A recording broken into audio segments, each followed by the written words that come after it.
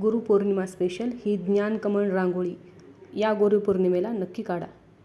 आधी प्लसचं चिन्ह काढून त्याच्यामध्ये तिरप्या रेषा मारून घेतल्या. प्रत्येक रेषेसमोर 5 टिपके मारले. त्यानंतर मारलेली रेषा आणि 3 नंबरचा टिपका जोडून घेतले. व्हिडिओत दाखवल्याप्रमाणे 1 नंबर आणि 2 नंबरचा टिपका हा 4 नंबर आणि 5 नंबरच्या टिपक्याला जोडून घेतला. सेम प्रोसेस दुसऱ्या बाजूने करायची आहे. रेषा आणि 3 नंबरचा टिपका जोडून घ्यायचा. त्यानंतर 1 नंबर आणि 2 नंबरचा टिपका 4 नंबर आणि 5 नंबरच्या टिपक्याला जोडून घ्यायचा.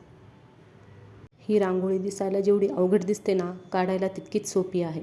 एकदा समजून घेतलं ना की पटापट होऊन जाते.